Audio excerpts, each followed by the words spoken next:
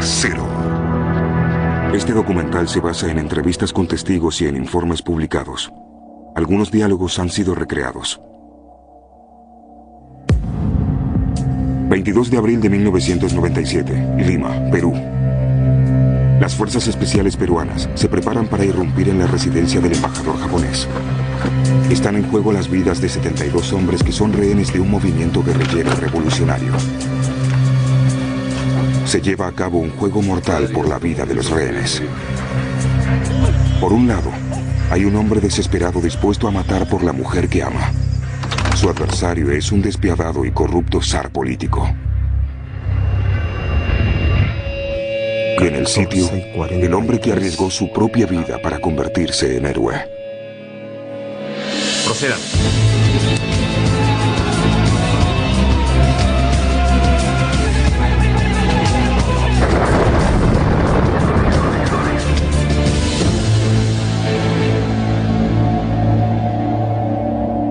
Lima.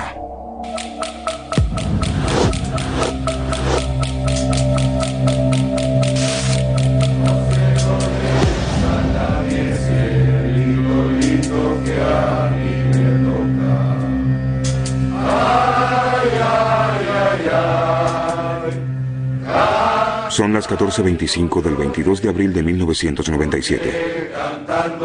Esta es la historia de la última hora del último día de un sitio que duró 4 meses.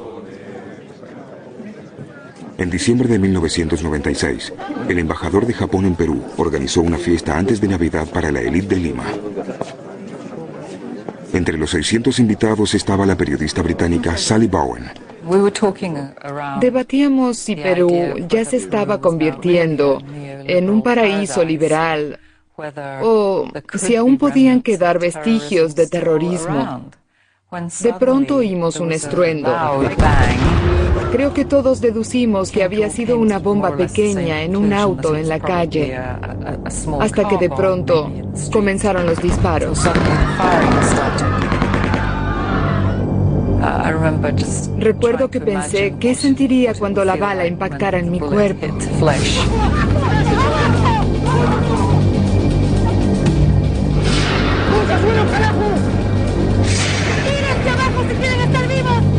Sorprendentemente, una decena de guerrilleros tomaron como rehenes en cuestión de minutos a 600 de las personas más poderosas de Perú.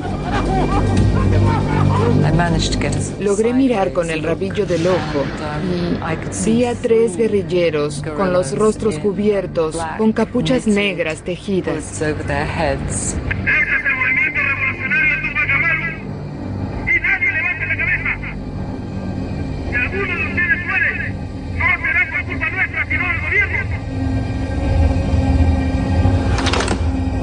El líder de los guerrilleros es Néstor Serpa Cartolini, un ex líder laborista que realiza este acto desesperado motivado por sus creencias marxistas. Y también por amor. Su esposa es prisionera política en Perú y él quiere intercambiar a sus rehenes por ella. El movimiento revolucionario Tupac Amaru, o MRTA, es famoso por secuestrar y matar a sus rehenes.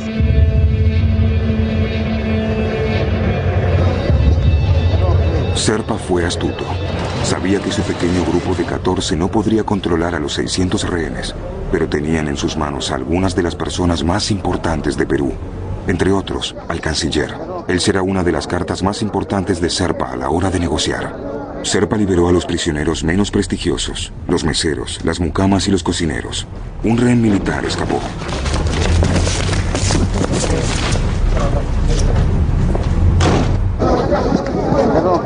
A continuación, el Tupac Amaru liberó a todas las mujeres. Cuando me despedí de la gente que conocía, les dije, no se preocupen, sin duda mañana todos habrán salido. Estaba muy equivocada. El presidente peruano Alberto Fujimori se negó a satisfacer las exigencias de los guerrilleros. En el transcurso de las siguientes semanas, Néstor Serpa liberó a cientos de rehenes más, con la esperanza de que el presidente hiciera ciertas concesiones, pero fue en vano. En enero de 1997, decidió mantenerse firme en sus propósitos. Serpa anunció que no liberaría más rehenes. 72 hombres quedaron en cautiverio. Serpa los mantenía prisioneros en el piso principal de la Embajada de Japón. Dormían con colchones y mantas improvisadas. El gobierno de Perú había cortado la electricidad y el agua. Tanto los rehenes como los guerrilleros tenían poca comida y agua potable, y el baño no funcionaba. A un rehén le ofrecieron liberarlo, pero se negó. El padre jesuita Juan Julio Witch tenía un mensaje muy claro para el líder guerrillero. Señor Serpa, soy sacerdote católico. Voy a quedarme. Cuando salga el último rehén, saldré yo también. Me quedé por solidaridad, por unión moral. A las 14:32 del 22 de abril, el único hombre lo suficientemente despiadado para destruir a Serpa se preparaba para lanzar el ataque letal que planeaba desde hace meses. Vladimiro Montesinos era el jefe de inteligencia de Perú. Tenía órdenes secretas del presidente de planificar un intento de rescate armado.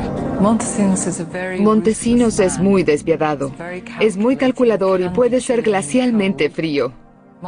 Montesinos había llegado a controlar casi todos los elementos importantes de la vida en Perú. Montesinos se granjeó la reputación de ser un jefe político brillante, pero cruel. Llegó al poder con astucia e inspirando temor. Era uno de los asesores de más confianza del presidente Fujimori. En público, Fujimori prometió hablar con el Tupac Amaru. En privado, había dado a Montesinos la autoridad para que recurriera a cualquier método para deshacerse de los guerrilleros, excepto matar a los rehenes. Siguiente nivel. Su plan consistía en construir túneles debajo de la residencia del embajador de Japón para iniciar un ataque comando sorpresa y para colocar un potente explosivo en el salón de baile, donde funcionaba el centro de operaciones del MRTA. El problema era que los explosivos podían matar a algunos de los rehenes además de los terroristas. Avisen cuando el mar esté listo. Bien.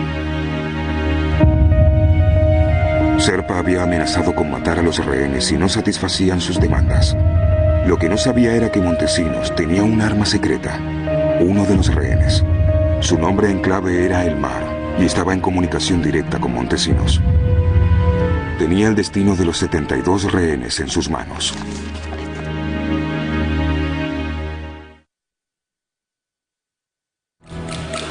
No solo en el pasadizo. Por ahora.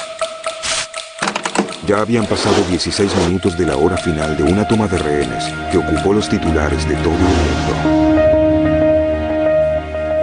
Desde hacía 4 meses, 72 hombres estaban retenidos como rehenes en la residencia del embajador de Japón en Lima, Perú. Como parte de su rutina carcelaria, a media tarde dormían sin saber si en algún momento les llegaría la muerte. Los 14 guerrilleros del Tupac Amaru y su líder, Néstor Serpa, también tenían su propia rutina. Almorzaban, cortesía de la Cruz Roja, y jugaban partidos de fútbol en el salón de baile.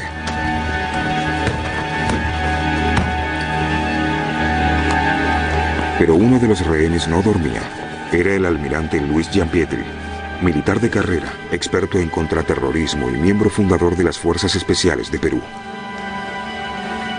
Durante los 4 meses del sitio, había murmurado con la Biblia entre las manos. Los jóvenes guerrilleros creían que había enloquecido. Lo que no sabían era que en su Biblia estaba oculto un transmisor que lo mantenía en comunicación directa con el jefe de inteligencia, Vladimiro Montesinos. Es el mar.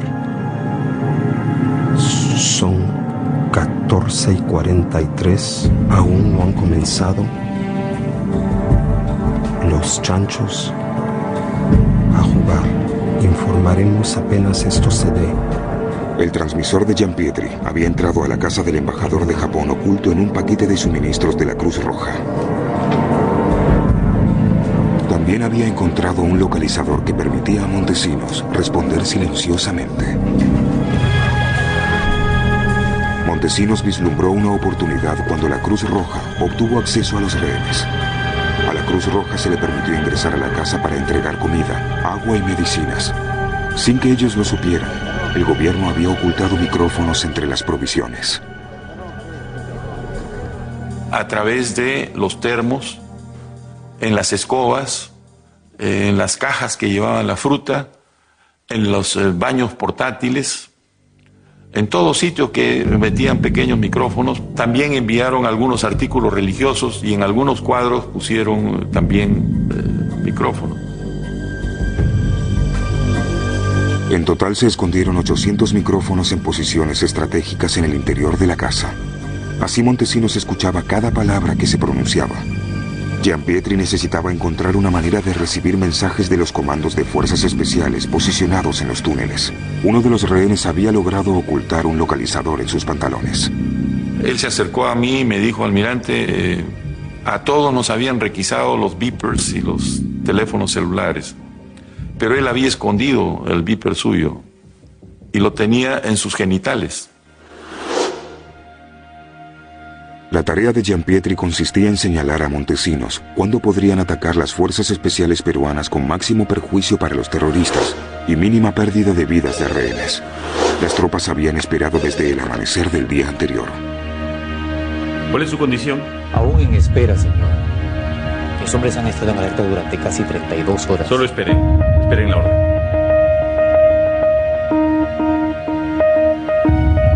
Durante meses, Vladimiro Montesinos se había preparado para este día y esta hora. Gianpietri pensaba que era el momento justo.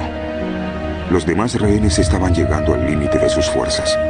La mayoría no sabía nada, porque el más mínimo error podría arruinar el plan de rescate.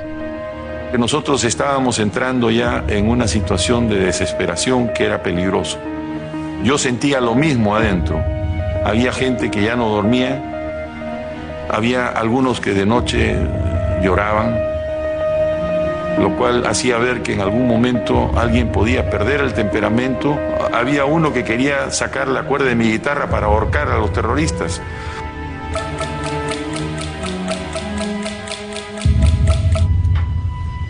En el piso de abajo, los guerrilleros de Serpa también se estaban cansando. Trae la pelota. Serpa organizaba partidos de fútbol frecuentes para mantenerlos entretenidos, pero patear una pelota improvisada no levantaba mucho la moral. Ya, terminen. Es hora de levantarse.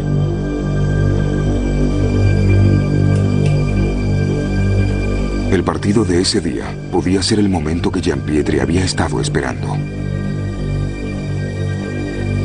El chancho y los 3 chanchitos están abajo. Todavía no han comenzado el fútbol, pero se supone que lo harán dentro de algún momento. Confirmo esta información. Son 14:49.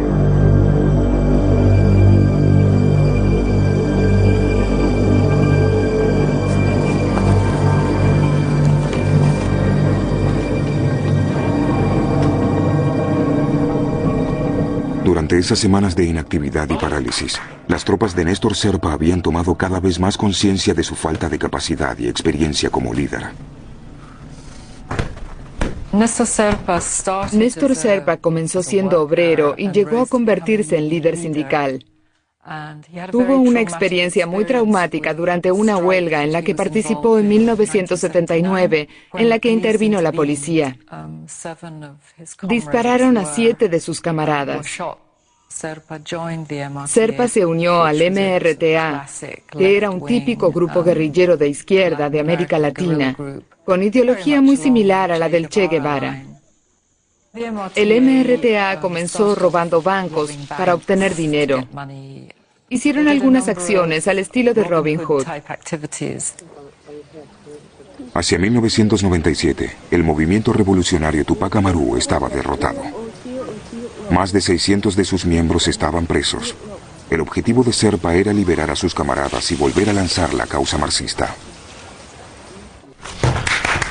Al comienzo del sitio, Serpa se ofreció a liberar rehenes a cambio de que el gobierno liberara a 465 guerrilleros del Tupac Amaru. En una. Con el correr de los meses, su exigencia se redujo a la liberación de solo 20 guerrilleros, pero un nombre siempre tenía prioridad. Hasta el final, Serpa reclamó la libertad de Nancy Gilboño, su concubina. Creo que para Serpa, Nancy Gilbonio era una pieza clave. No creo que hubiera abandonado la embajada sin alguna garantía de que liberarían a Nancy. Serpa había escrito una carta a su joven hijo. Mi querido enano, si algún día salgo de esta residencia japonesa, será porque conseguí lo que ustedes esperan y sueñan con que se haga realidad. Tener a su mamita fuera de prisión y volver a verla, tocarla, jugar con ella y engreírse en sus brazos. Si le escribes a tu mamá, dile que la amo más que nunca. Te adora tu papá. Motivado por sus creencias políticas y exacerbado por el amor, el acto de Serpa fue el de un idealista desesperado. Pero luego de 3 meses de negociación, no había conseguido nada. El presidente de Cuba, Fidel Castro, había ofrecido asilo político a Serpa y a sus camaradas si liberaban a los rehenes. Ahora Serpa estaba dispuesto a capitular.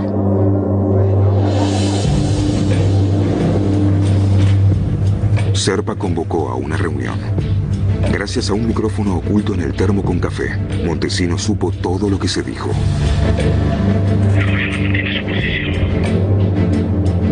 No muestra ninguna señal de querer aceptar nuestras demandas. Camaradas, dejemos este lugar. El gobierno de Cuba está listo para recibirnos. Tú eres el líder, ¿no? Se supone que tienes que quedarte hasta el final. Abandonar la residencia sería como capitular ante ellos. Pongámoslo a voto.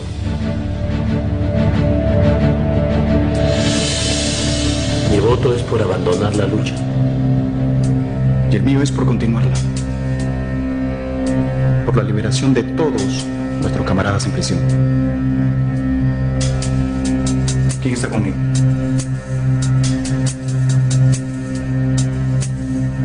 Somos 3 contra 1, Serpa.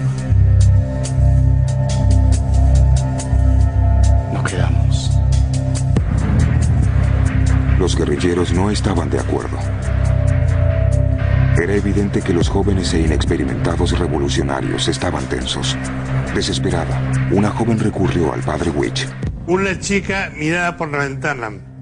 Cuando volvió la cara, había lágrimas en sus ojos. Yo le pregunté que qué pasaba. Padre, a mí me dijeron que esto iba a durar 2 o 3 días. Pero ya han pasado 4 meses. Yo ya no quiero estar acá. Tranquila, muchacha. ¿Cómo hago para salir? Dios perdona nuestros pecados, nuestros errores. Solo Él puede ayudarnos. Vamos a rezarle a la Virgen. Poco a poco comprendieron que éramos gente pacífica, gente buena.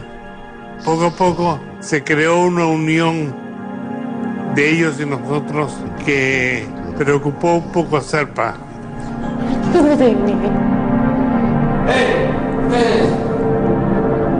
¿Qué hacen?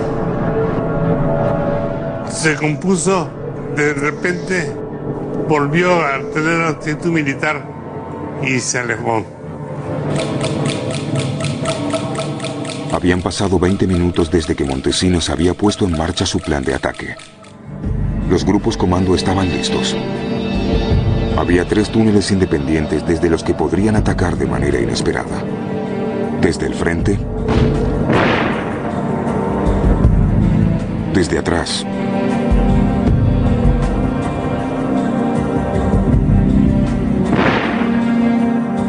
y desde el costado del edificio.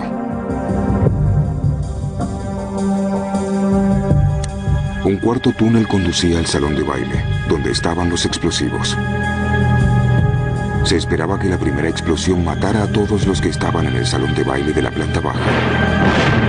Irónicamente, ese era el lugar en el que el MRTA había tenido originalmente a los rehenes, pero una decisión inesperada y apresurada de Serpa benefició al gobierno.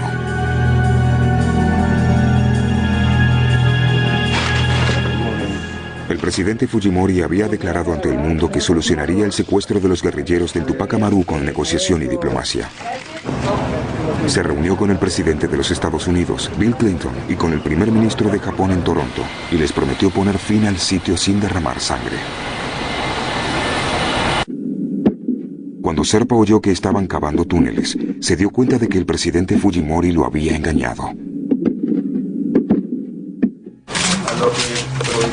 Serpa, enfadado, habló con la prensa. Nosotros hemos venido escuchando algunos ruidos debajo de lo que podía ser el piso de la residencia en sí, ¿no? Todo indica, digamos, que existe, sin duda, de preparar un ataque militar. Serpa atacó con furia al gobierno y volvió a amenazar con asesinar a los rehenes. La prensa transmitió la noticia a todo el mundo. La seguridad de los rehenes pendía de un hilo, pero la siguiente decisión de Serpa fue una bendición para Montesinos.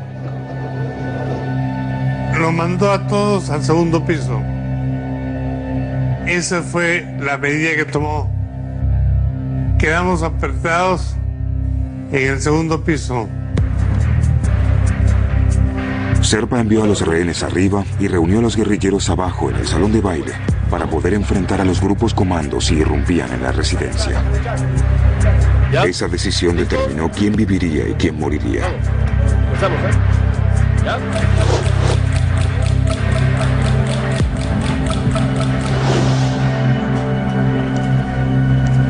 15:00. Han iniciado el partido este. Voy a certificar exactamente quiénes son los que están involucrados. Serpa está jugando. Tito está jugando. ¡Ya! ¡Dale, dale, dale! Los guerrilleros jugaban arriba del túnel lleno de explosivos.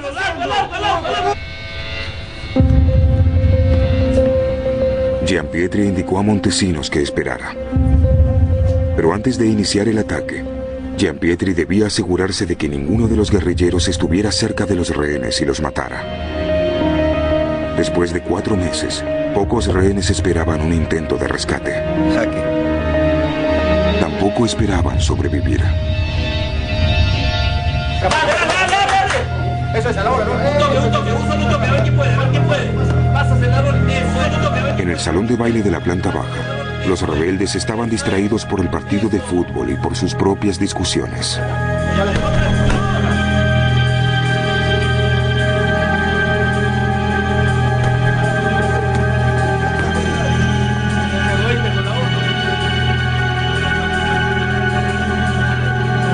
En el piso de arriba, Gianpietri esperaba el momento oportuno para iniciar el ataque. Pero aún había demasiados guerrilleros cerca de los rehenes.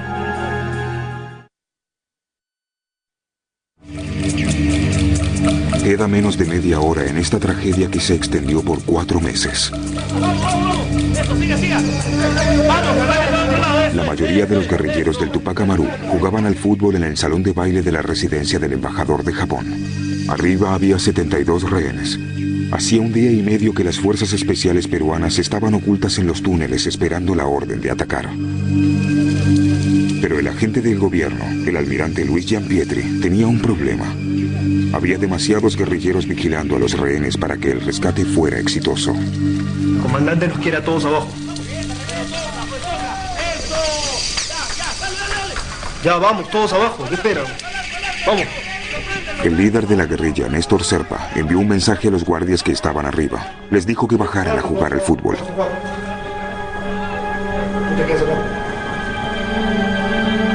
Por un partido de fútbol, Serpa cometió un error fatal. El único guerrillero que quedó arriba estaba junto a una gran ventana, expuesto. Era un blanco fácil para los francotiradores posicionados en los techos vecinos.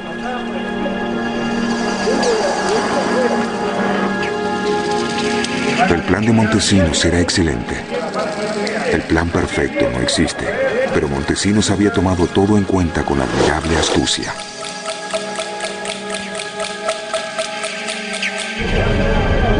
En público Montesinos se mostraba interesado en negociar, pero era todo una pantalla. Las dilatadas conversaciones tenían como único objetivo ganar tiempo.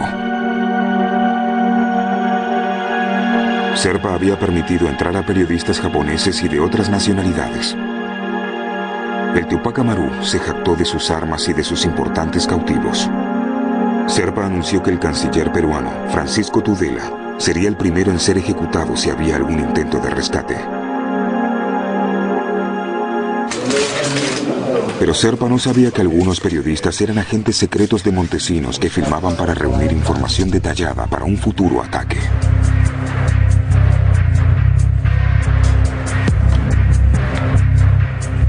El jefe de inteligencia también debía estar seguro de que los guerrilleros no hubieran minado el terreno que rodeaba a la residencia. Había ordenado que se liberaran ratas alrededor de la residencia para detectar posibles minas. Pero no hubo ninguna explosión. Gianpietri dijo a Montesinos que aprovechara el momento. 15-10. Arriba uno solo en el pasadizo. Abajo 13. Cambio. Indicar si puedo ya comenzar a hacerle preparativos para la gente. Durante el sitio, el almirante Gianpietri solo había confiado en unos pocos hombres. Había llegado el momento de contar a los demás rehenes sobre el intento de rescate. Entre ellos estaba el canciller de Perú, Francisco Tudela, el preciado rehén del Tupac Amaru. La idea era que no supieran más que unos cuantos para evitar que alguien dijera no estoy de acuerdo y hiciera una cosa contra nosotros, ¿no?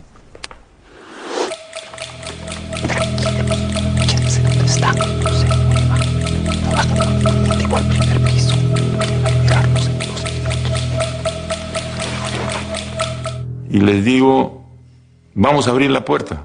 Pues me quedaron mirando y ¿qué vas a hacer? Vienen por nosotros. ¿Estás loco? Me dijeron, vienen por nosotros. En un momento que bromeábamos con un humor sarcástico que íbamos a ser liberados. Y cuando oí que íbamos a ser liberados, creí que era un chiste. Tiene que librarnos en unos minutos. Durante 4 meses el padre Huich había predicado en contra de la violencia. Si ayudaba a Gianpietri, el padre Huich sabía que muchos podrían morir, incluso él mismo. El jesuita pacificador debía decidir a quién apoyar.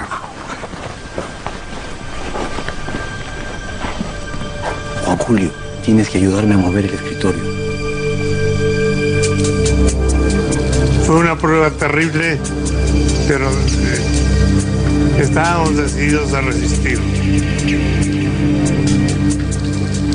El padre Huich tomó una decisión.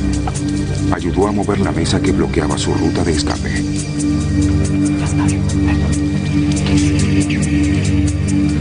El plan del grupo comando era liberar a los rehenes por las puertas de la terraza. Está Smart. Ya está listo para cuando me ordenen abrir la puerta. La noche anterior, Gianpietri había escrito a su familia. Sabía que si atacaban la residencia, el Tupac Amaru mataría. Por ser un militar importante, él sería uno de los primeros en morir. Yo he escrito mi testamento y mi despedida a mi familia. Había una lucha interna muy grande entre el vivir o no vivir. En otras palabras, éramos conscientes de que el Estado peruano no debía doblegarse ante el terrorismo, pero a la vez queríamos salir vivos de esto. Jugar las dos cosas no era muy fácil, porque el cálculo que siempre conversábamos era que por lo menos el 40% de nosotros iba a morir en una operación militar.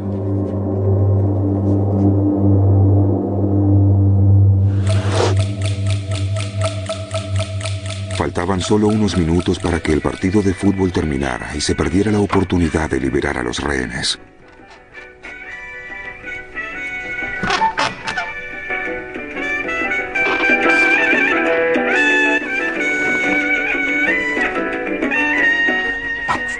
Después de 4 meses, los tornillos de las puertas de la terraza se habían oxidado.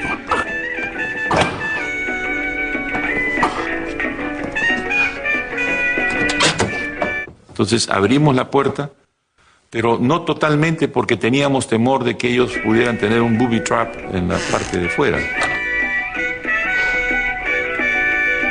Las puertas se abrieron sin problemas. Los rehenes se enteraron de que había un plan de rescate. Prepara la puerta. Suerte. Acá lo vamos a esperar para ayudarlos.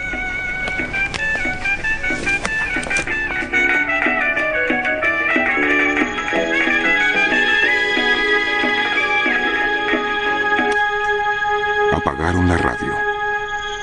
Era la señal combinada para que los rehenes se pusieran a cubierto. Y cada cual buscó un lugar donde refugiarse, ¿no? Había habido ya un grupo de trabajo nuestro que se había encargado de ponerlos a todos adentro de las habitaciones. Algunos rehenes eran japoneses. Uno no hablaba español. Uno de nosotros lo agarra y lo mete dentro de un cuarto. Se les acababa el tiempo.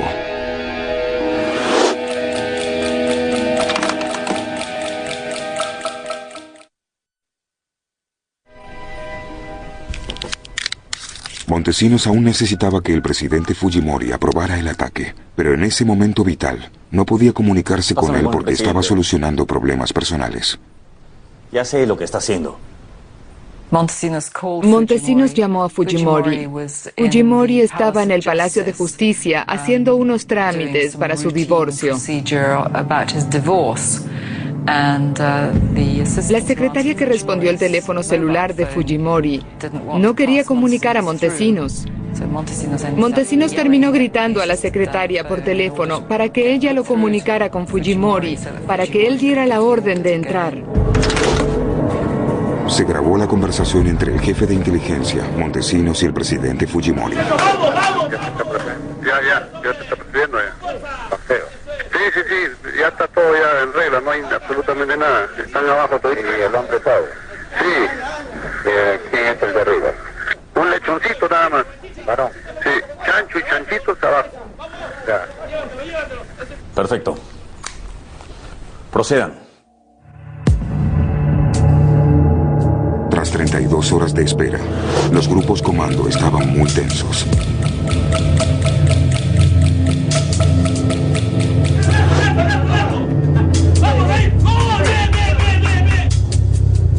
Gianpietri debía dar la señal para que atacaran.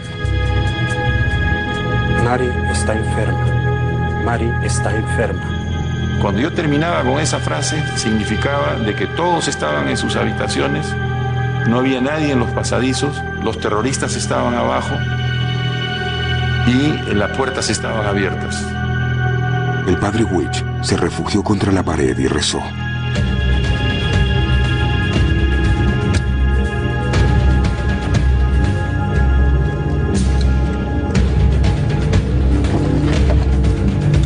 ¿Listos? ¿Listos? 6. Pero cuando comenzó la cuenta regresiva, la situación se complicó terriblemente. Hay un helicóptero por aquí. Informamos que había un helicóptero que casi malogra la operación. No sé qué hizo un helicóptero que sobrevoló el edificio unos minutos antes de la operación y ellos pararon de jugar el fútbol.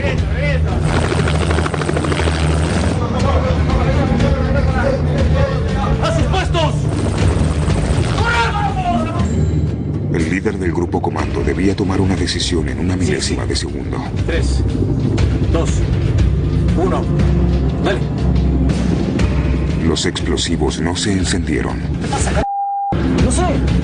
Y el oficial que estuvo abajo tuvo un tiro seco cuando hicieron la primera explosión. No funcionó el sistema. Pero en todo tenían duplicado. Batería. Una batería de autos se convirtió en un rápido, aunque menos sofisticado, plan B.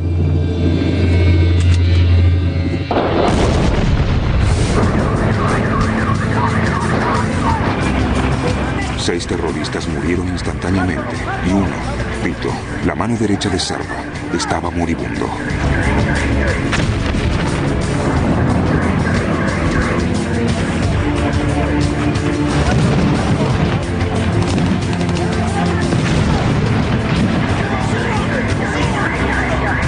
Serpa y otros 7 corrieron hacia el piso de arriba decididos a matar a los rehenes. 140 oficiales irrumpieron en la residencia desde todas las direcciones. El Tupac Amaru se vio superado en número. Porque el ingreso fue masivo, fue por 10 sitios distintos a la vez. Todos entraron por distintos lugares. Los oficiales debían rescatar a los rehenes antes de que los guerrilleros los mataran. Dispararon a Néstor Serpa en la escalera mientras se dirigía hacia los rehenes.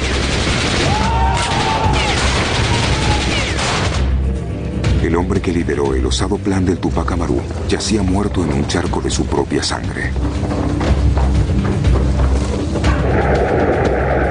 El micrófono en la Biblia del almirante Giampietri registró la batalla.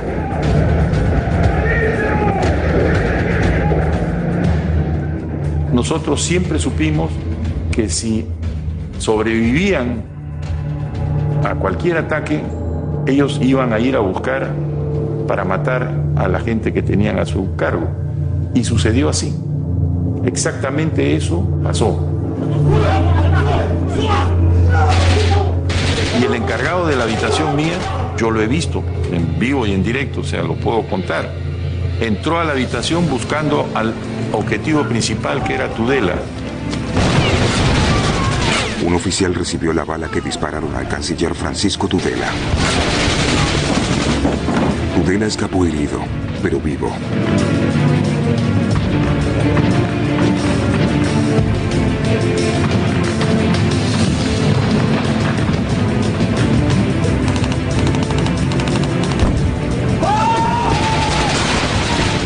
Los oficiales lograron reducir a los guerrilleros, yendo de un cuarto a otro.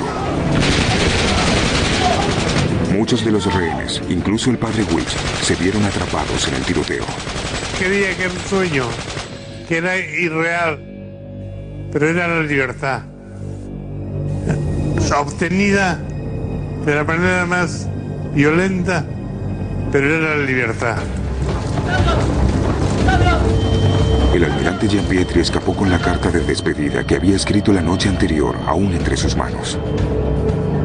Pocas personas tienen la oportunidad de ensayar su muerte, entonces tenía una enorme paz espiritual.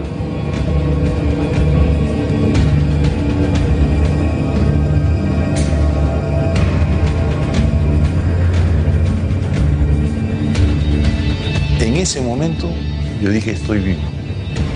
Ahí fue donde realmente me di cuenta de que estaba vivo.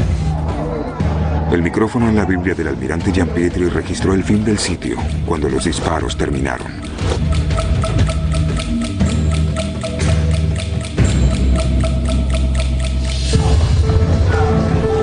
Los informes posteriores dicen que los grupos comando dispararon 500 balas a Serpa.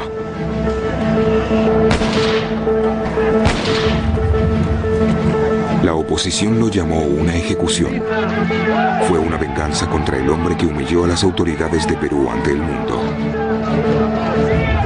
Quizás nunca se sepa si murió en un tiroteo o si lo ejecutaron despiadadamente.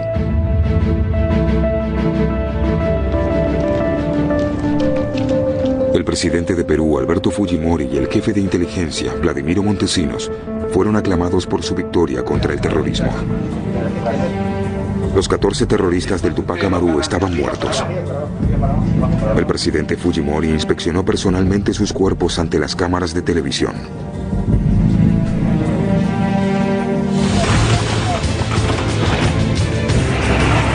Solo un rehén murió, el juez de la Corte Suprema, Carlos Yuste Acuña.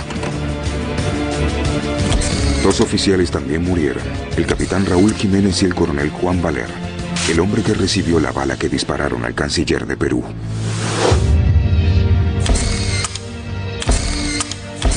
El violento intento del grupo Tupac Amaru terminó con su muerte. La organización murió con Néstor Serpa Cartolini.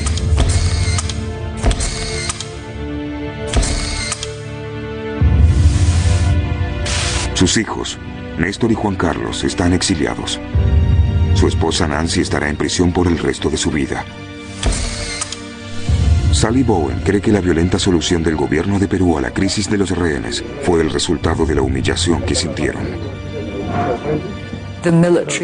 Hicieron quedar como estúpidos a los servicios militares y de inteligencia. La mayoría de los 14 guerrilleros no tenían entrenamiento. Eran muy jóvenes y venían de la selva. Nunca habían estado en Lima. Aunque finalmente no obtuvieron lo que buscaban, mancillaron el orgullo de las Fuerzas Armadas y de los servicios de inteligencia. Debían vengarse.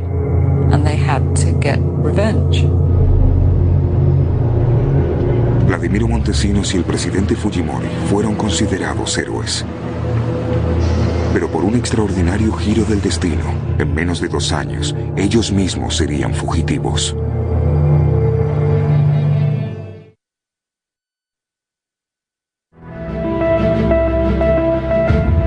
El 22 de abril de 1997, la residencia del embajador de Japón en Lima fue recuperada tras un sitio que duró 126 días.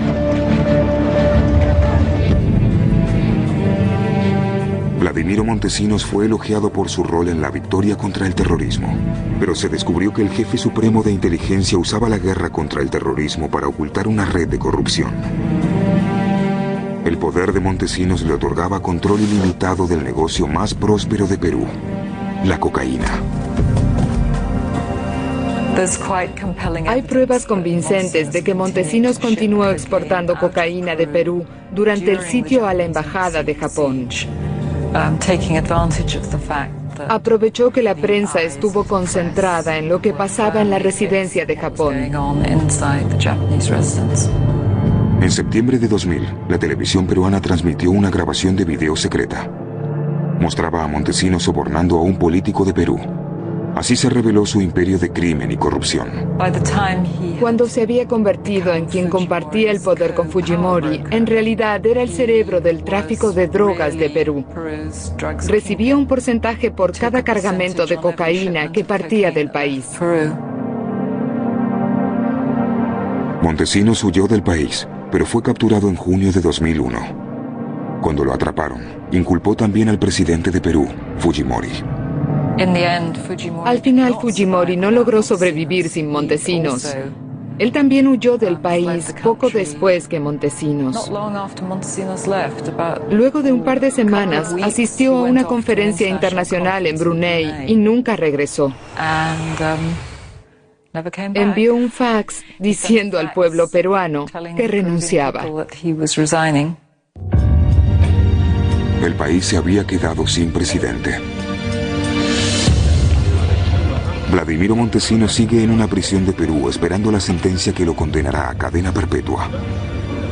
El padre Huich recibió el Premio Nacional de Perú a los Derechos Humanos por apoyar a los rehenes. La violencia no es solución. La violencia solo trae violencia, odio, rencor, muerte. Después del sitio, el almirante Gianpietri incursionó en la política y fue elegido vicepresidente de Perú en 2006. Esto no fue una cosa circunstancial y esa es una de las razones por las cuales yo he entrado en política. Porque creo realmente que si este país no recibe un cambio muy grande en su sociedad, es una bomba de tiempo. Un guerrillero violento, un asesor corrupto y un político mentiroso. Las acciones de estos 3 hombres contribuyeron a su trágica ruina. Uno murió y los otros 2 sufrieron la deshonra en la cuenta regresiva hacia la catástrofe. 6 meses después del sitio, la residencia del embajador de Japón fue demolida. Perú borró toda prueba de una casa en la que se vivió una masacre.